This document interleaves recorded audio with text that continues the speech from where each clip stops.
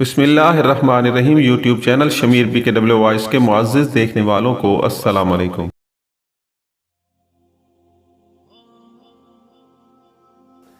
इस कस्बे के थाने में मुझे 1 साल हो गया था। कुछ इर्द गिर्द का देहाती इलाका भी इस थाने के तहत आता था। ये एक पुरअमन इलाका था। पुरअमन इसलिए कह रहा हूँ कि वहाँ कत्ल की वारदातें बहुत ही कम होती थीं। डाका जनी, राहजनी और नक्ब जनी की वारदातें तो होती ही रहती थीं, लेकिन यूँ नहीं जैसे ये वारदातें आजकल हमारे मुल्क के हर शहर, कस्बे और देहात का रोज़मर्रा का मामूल बनी हुई हैं। ये वारदातें पेशावर लोग किया करते थे और हर वारदात पुलिस के लिए बहुत बड़ा चैलेंज होता था। आजकल की तरह नहीं कि अफसरों और खुशहाल ख़ानदानों के लड़के शौकिया वारदातें करते फिरते हैं। वारदात के इलाके का थानेदार उनका हिस्सेदार होता है। जराइम तो किसी भी दौर में ख़त्म नहीं किए जा सके। इंसान जहां सोसाइटी और माशरे की सूरत हाल में बसता रसता है, वहां मुजरिम भी होते हैं। पुलिस अगर दयानतदार और फ़र्जशनास हो तो जराइम का ग्राफ नीचे ही रखती है। ये मशरक़ी पंजाब का एक कस्बा था जो अब शहर बन चुका है। मेरे वक्तों में तो ये एक बड़ा गांव था। उसकी ये अहमियत थी कि अनाज की बहुत बड़ी मंडी थी। ये रेलवे स्टेशन भी था। इर्द गिर्द के देहाती लोग इस स्टेशन से गाड़ी से उतरते और यहीं से सवार होकर इधर उधर जाते थे। मैं हस्बे मामूल इस कस्बे का नाम नहीं लिखूँगा, क्योंकि इस वारदात और इसकी तफ्तीश में जिन अफराद के नाम आते हैं, इनमें से बेशतर 1947 में पाकिस्तान आ गए थे। इनमें बाज़ शायद ज़िंदा भी ना हों, लेकिन इनकी आल औलाद यहाँ मौजूद है।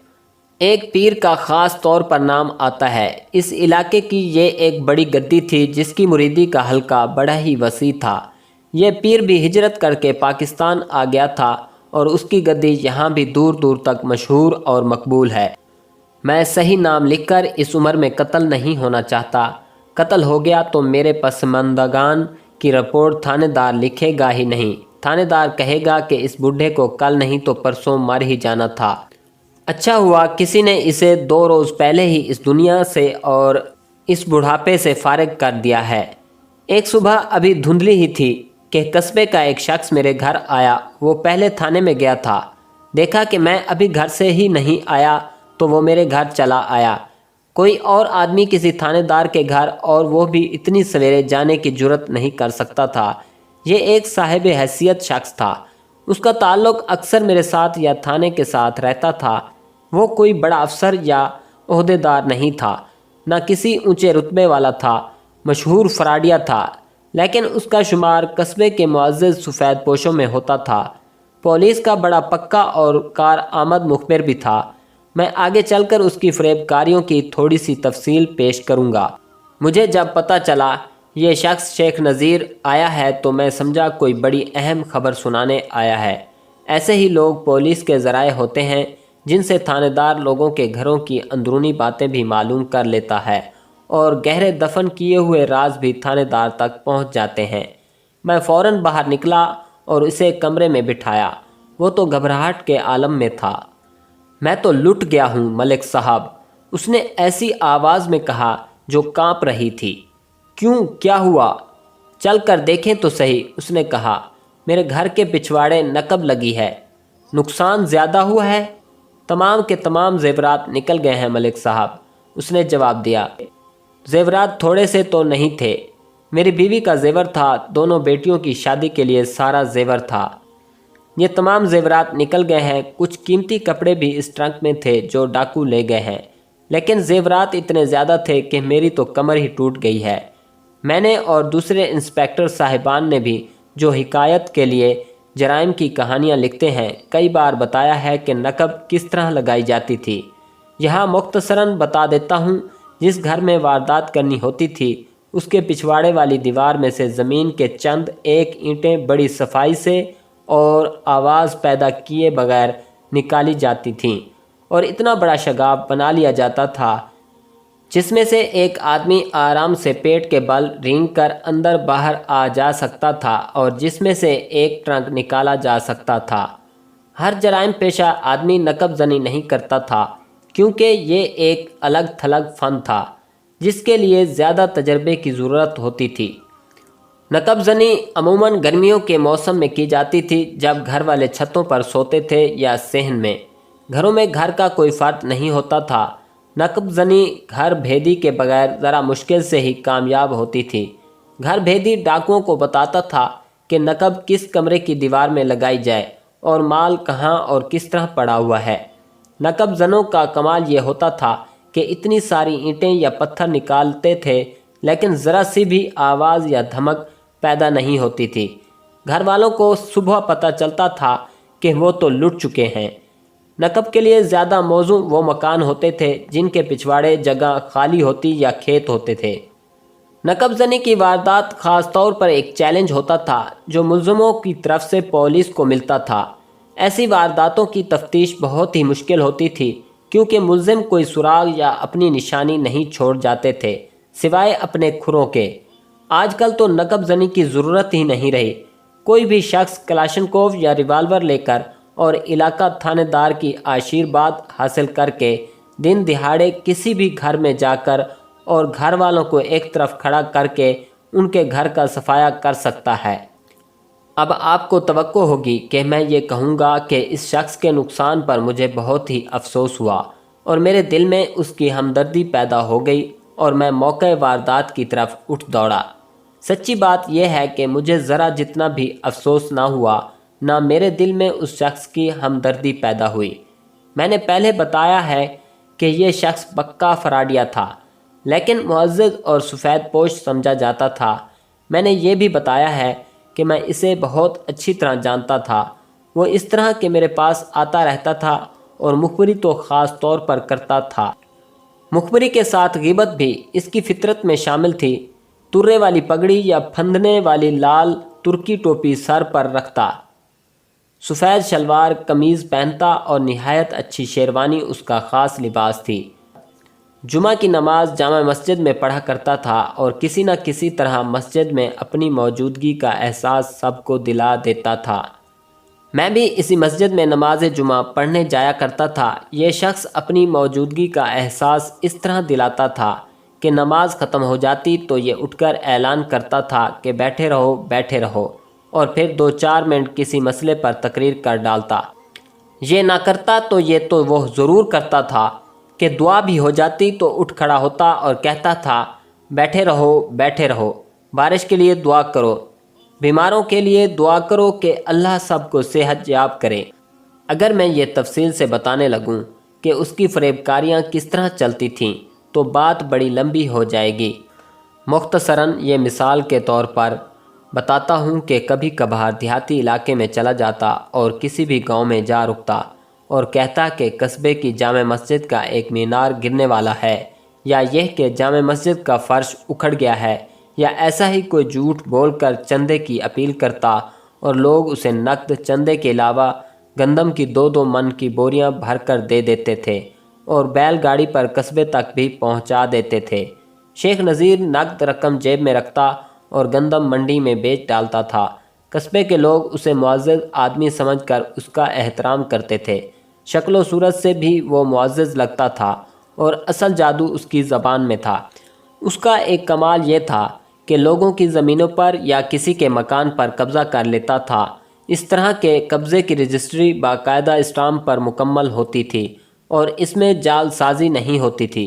इसके मुताल्लिक मशहूर था कि कोई शख्स मर रहा होता तो शेख नज़ीर स्टाम्प लेकर पहुंच जाता और मरते हुए आदमी के दस्तखत करवा लेता या अंगूठा लगवा लेता था। ये तो जाहिर है कि वो हर किसी के साथ ऐसा फ्रॉड नहीं खेल सकता था। वो देख लेता था कि ये शख्स इसका शिकार हो सकता है। मुझे दिली खुशी हुई कि इस शख्स को भी किसी ने लूटा है। मैं जानता था कि इसके जो जेवरात चोरी हो गए हैं, इनमें एक रत्ती सोना भी हलाल की कमाई का नहीं था, लेकिन माल हलाल का था या हराम का, ये नकब ज़नी के ज़रिए निकल गया था और मेरा फ़र्ज़ था कि मुलज़िमों को पकड़ूं। मैंने जल्दी जल्दी तैयार होकर नाश्ता किया, उसे भी नाश्ता करवाया और फिर थाने जाकर रिपोर्ट दर्ज की। 2 बेटियां, 1 बहू। थाने जाते ही एक कांस्टेबल को खोजी की तरफ दौड़ा दिया कि वो मौके वारदात पर पहुंच जाए। मैं एक हेड कांस्टेबल और 3 कांस्टेबलों को साथ लेकर शेख नज़ीर के साथ मौका पर चला गया। आम शहरी जब नकब लगी हुई देखते हैं तो उन पर खौफ व हरास तारी हो जाता है। यूं लगता है जैसे जिन भूत आए थे और यहाँ से दीवार तोड़कर माल निकाल ले गए हैं। नकब मकान के पिछवाड़े वाली दीवार में लगी थी। पीछे खेत था जिसमें कोई फसल नहीं थी। मट्टी कच्ची थी, इसलिए नकब के करीब खुर्रे बड़े साफ और वाजे थे। ये खुर्रे खोजी ने आकर देखने थे, इसलिए एक कांस्टेबल को वहां खड़ा कर दिया कि खेत में कोई आदमी ना आए। मैं शेख नज़ीर के साथ उसके मकान में अंदर चला गया। नकब वाले कमरे में जाकर देखा, ट्रंक उसी कमरे में रखे थे। इस कमरे में कुछ और सामान भी पड़ा था, बाकी ट्रंक ठीक रखे हुए थे। 2 ट्रंक अलग अलग फर्श पर पड़े थे। शेख नज़ीर ने बताया कि एक ट्रंक गया है और वो इन 2 ट्रंकों के नीचे रखा हुआ था। उसके नीचे एक ट्रंक और पड़ा हुआ था। इससे मुझे ये पता चला कि इस वारदात में घर भेदी भी शामिल था। मुलज़िमों को मालूम था कि नकब कहाँ लगानी है। नकब ट्रंकों वाले कमरे की दीवार में लगाई गई। फिर मुलज़िमों को पहले से मालूम था कि ज़ेवरात फ़लाँ रंग और फ़लाँ किस्म के ट्रंक में पड़े हैं और उस पर 2 ट्रंक रखे हुए हैं। ये भी पता चल रहा था कि मुलज़िमों ने ट्रंक को खोला नहीं, न ताला तोड़ा है। घर भेदी अमूमन नौकर हुआ करते थे या उस किस्म की औरतें जो घरों में सिर्फ झाड़ू बर्तन के लिए जाती हैं और घर की औरतों के साथ बेतकल्फ़ी पैदा कर लेती हैं और ये सुराग लगा लेती हैं कि ये लोग रकम और ज़ेवरात कहाँ रखते हैं। शेख नज़ीर ने मेरे पूछने पर बताया कि घर में एक नौकरानी सुबह से शाम के बाद तक मौजूद रहती है और रात काम से फारिग होकर अपने घर चली जाती है। शेख नज़ीर ने बताया कि ये नौकरानी बेचारी बहुत ही गरीब, शरीफ और मरी मिट्टी सी औरत है और ये ऐसी जुर्रत करने के काबिल है ही नहीं कि डाकुओं के साथ मिलकर वारदात करवाए। शेख नज़ीर बड़ा ही काया और गहरी नज़र रखने वाला आदमी था। उसकी राय गलत नहीं हो सकती थी, लेकिन कोई दूसरा शख्स, औरत या मर्द, इससे ज़्यादा घाघ और काया भी हो सकता था। ये राय मुझे कायम करनी थी कि नौकरानी में इतनी जुर्रत थी या नहीं। मैंने जो बात बाद में पूछनी थी वो उसी वक्त पूछ ली। वो ये थी कि इस नौकरानी की कोई जवान बेटी है और अगर है तो क्या वो इस घर में आती रहती है। ये मैंने इस ख्याल से पूछा कि यूँ भी होता है कि नौकरानियों या नौकरों की बेटियां उनके साथ कभी कभार उनके काम वाले घरों में चली जाती हैं और इस घर में कोई जवान लड़की हो तो उसके साथ बेतकल्फ़ी पैदा कर लेती हैं। शेख नज़ीर के घर में उसकी 2 जवान बेटियां थीं और बहू भी जवान थी। बेटा एक ही था।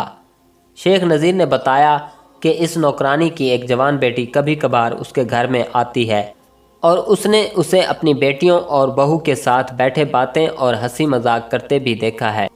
मैंने शेख नज़ीर से कहा कि इस वारदात में घर भेदी लाजमन और यकीनन शामिल है। अगर वो ये समझता है कि इसकी नौकरानी इतनी चालाक और मुजरमाना जहन की नहीं तो महल्ले की कोई औरत होगी जिसके सामने भी ज़ेवरात वाला ट्रंक खोला गया होगा और उस औरत ने यह भी देख लिया होगा कि ट्रंक कहाँ रखा जाता है। मैं आपको ये भी बता दूं मलिक साहब, शेख नज़ीर ने कहा, जो ट्रंक गया है वो बहुत ही पुराना खस्ता हालत में था और उसका रंग भी जगह जगह से उखड़ा हुआ था। ये मैंने खुद औरतों से कहा था कि ज़ेवरात इसमें रखा करें। मैंने सोचा ये था कि किसी भी वक्त डकैती या नकब जनी हो सकती है। डाकू देखेंगे कि ये तो बड़ा पुराना टूटा फूटा ट्रंक है, इसमें तो कुछ भी नहीं होगा। मुलजिम अच्छी किस्म के ट्रंक उठा ले जाएंगे, लेकिन देखें कि एक ही ट्रंक गया और वो वही पुराना टूटा फूटा ट्रंक था। उसने औरतों को साथ वाले कमरे में बिठाया और मुझे बुलाया। मैंने देखा कि एक तो उसकी बीवी थी, 2 बेटियां और एक बहू थी। मैंने उन्हें कहा कि ये वारदात घर भेदी ने करवाई है और वो सोचकर और याद करके बताएं कि किसी औरत को ये मालूम होगा कि ज़ेवरात इस ट्रंक में रखे हैं। मैंने इनसे नौकरानी के मुतालिक भी पूछा, लेकिन शेख नज़ीर की तरह उन्होंने भी नौकरानी को सीधी सादी और बेज़रर औरत कहा। उन्होंने नौकरानी की बेटी का भी जिक्र किया, लेकिन याद करने के बावजूद उनमें से किसी को भी याद ना आया कि इस लड़की ने कभी इस ट्रंक में जेवर रखते देख लिया हो। ये चारों औरतें सोचती रहीं, याद करने की कोशिश करती रहीं, लेकिन किसी को भी याद ना आया। मैंने इनसे ये भी पूछा कि इन्हें किसी पर शक तो होगा। उन्होंने किसी पर भी शक का इजहार ना किया। मैंने नकब को बड़ी गौर से देखा। साफ पता चलता था کہ یہ نقب زن کوئی تجربہ کار آدمی ہے۔ میں نے بتایا ہے کہ ہر جرائم پیشہ شخص نقب زنی نہیں کر سکتا تھا، یہ خاص قسم کے ملزموں کا کام تھا، مطلب یہ کہ ملزم اناڑی یا نا تجربہ کار نہیں تھا۔ میں ان عورتوں سے فارغ ہوا تو کھوجی نے مجھے بتایا کہ 3 آدمی تھے اور تینوں کے الگ الگ کھرے بڑے صاف پائے گئے ہیں، اور یہ اتنے صاف ہیں کہ ان کے مولڈ تیار کیے جا سکتے ہیں۔ میں نے ہیڈ کانسٹیبل سے کہا کہ وہ کھروں کے مولڈ تیار کرنے کا بندوبست کرے۔ کھوجی نے بھی کچھ دور جا کر دیکھنا تھا کہ یہ کھرے کس طرف گئے ہیں۔ تفتیش کی تفصیلات بڑی لمبی ہوا کرتی ہیں جو پوری کی پوری تحریر نہیں کی جا سکتی۔ میں نہایت اہم اور ضروری باتیں سنا رہا ہوں۔ یہ میں اس لیے کہہ رہا ہوں کہ بعض اوقات کہانی سناتے کوئی ایسی بات آ جاتی ہے جس کی پوری بیک گراؤنڈ نہ سناؤ تو یوں پتہ چلتا ہے کہ جیسے یہ ایک افسانہ گھڑ لیا گیا ہے، یا یہ بات کہانی کو مزید دلچسپ بنانے کے لیے پیدا کر لی گئی ہے۔ اس کے پیچھے بعض دفعہ تو 2 3 دنوں کی تفتیش اور پوچھ گچھ ہو چکی ہوتی ہے۔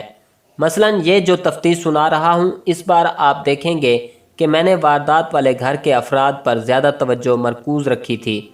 اس کا مجھے اچانک خیال نہیں آیا تھا، بلکہ اس کے پیچھے کئی مخبروں کی رپورٹیں تھیں، اور کچھ میں نے اپنی آنکھوں دیکھا اور کچھ میں نے اپنے دماغ سے سوچا تھا۔ واردات والے گھر میں جو کچھ دیکھنا تھا وہ دیکھا، اور جس کسی سے جو ضروری باتیں پوچھنی تھیں وہ پوچھیں۔ ٹرنک جو چلا گیا تھا اس کا رنگ، سائز اور ساخت وغیرہ معلوم کی، اور یہ بھی لکھا کہ اس ٹرنک میں کیا کچھ تھا جو ڈاکو لے گئے ہیں۔ ایک تو زیورات تھے، نقد رقم بھی تھی جو آج کے حساب سے کم و بیش 2 لاکھ روپیہ بنتی تھی، اور بڑے قیمتی کپڑے تھے جس میں کچھ سلے ہوئے اور کچھ ان سلے تھے۔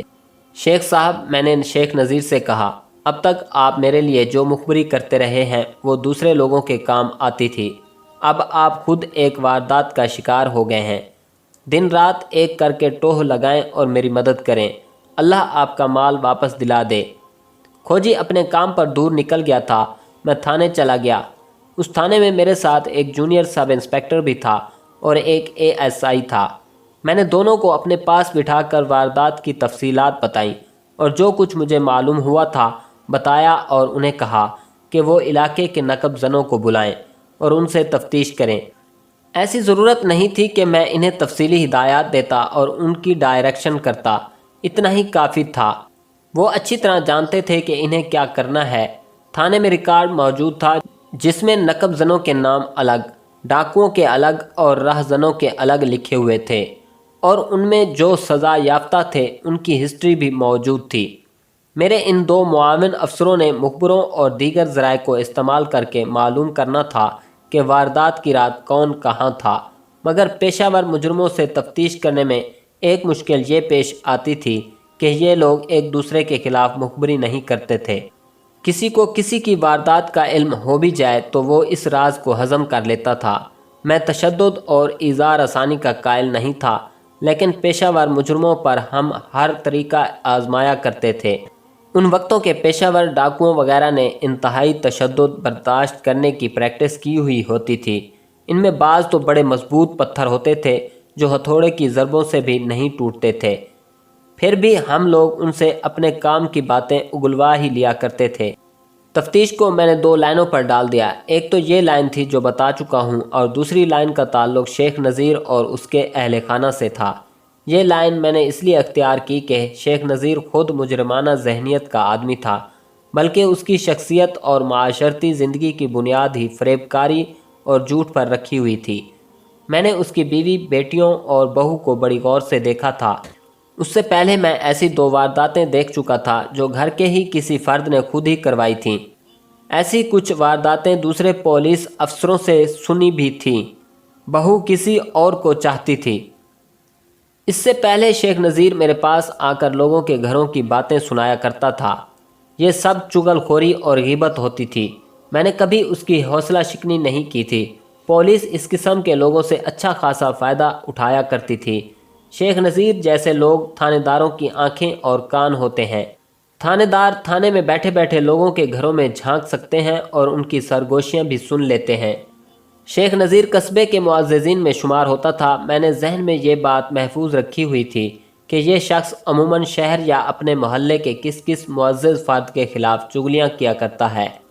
اب میں نے ان معززین کو بلا رکھا تھا اور ان کے علاوہ کچھ اور مخبر بھی تھے۔ یہ رپورٹیں آپ کو سنانے کے دوران یہ پابندی نہیں رکھوں گا کہ کون سی بات مجھے کس وقت اور کس دن معلوم ہوئی۔ تمام مخبروں کی رپورٹوں کی ایک رپورٹ بنا کر آپ کو سناتا ہوں۔ اس سے پہلے یہ ذہن میں رکھ لیں کہ واردات والے دن کے پچھلے پہر کھوجی نے مجھے تھانے آ کر بتایا تھا کہ جائے واردات پر جو کھرے پائے گئے تھے وہ کھیتوں میں 2-4 جگہوں پر بھی نظر آئے تھے اور ریلوے لائن تک چلے گئے تھے۔ اس سے آگے یہ کھرے نہیں ملے۔ میں سمجھ گیا کہ ملزم ریلوے لائن کے اندر چلے گئے ہوں گے۔ اس رپورٹ سے مجھے اتنا پتہ چل گیا کہ ملزم واردات کر کے کس طرف گئے تھے۔ ریلوے لائن قصبے سے کوئی زیادہ دور نہیں تھی۔ گھوم کر یہ لائن قصبے میں آتی تھی جہاں ریلوے اسٹیشن تھا۔ شیخ نذیر کے گھر کی رپورٹیں ملنے لگی تو میرا ذہن روشن ہوتا چلا گیا۔ ایسی بات نہیں تھی کہ مجھے یہ یقین ہو چلا تھا کہ ملزم گھر میں ہی موجود ہے۔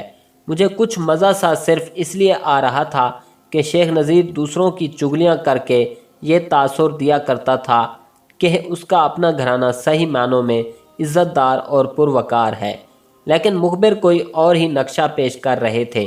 یہ رپورٹیں لیتے وقت مجھے یہ بھی محسوس ہوتا تھا کہ میں وقت ضائع کر رہا ہوں، لیکن میری اس وقت کیفیت ویسی ہی تھی جیسے ڈوبنے والے کی ہوا کرتی ہے، اور وہ ہر طرف ہاتھ مارتا ہے کہ شاید کوئی چیز ہاتھ آ جائے جو ڈوبنے سے بچا لے۔ اتنی بات ضرور ہے کہ میں اپنے ذہن میں آئے ہوئے 1-2 شکوک صاف یا مزید پختہ کرنے کی کوشش میں تھا۔ شیخ نذیر کی 2 جوان بیٹیاں تھیں اور دونوں شادی کی عمر کو پہنچی ہوئی تھیں۔ بیٹا ایک ہی تھا۔ میں نے اوپر شیخ نذیر کی جس بہو کا ذکر کیا ہے وہ اسی بیٹے کی بیوی تھی۔ ان کی شادی کو 1 سال ہونے کو آیا تھا۔